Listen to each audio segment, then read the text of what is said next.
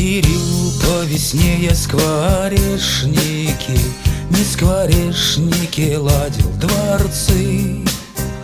Прилетайте, мои вы потешники, вы птицы мои. А я рубаночком радовала досочки, все без устали поутреться, чтобы были уютными гнездышки о вашем птенце.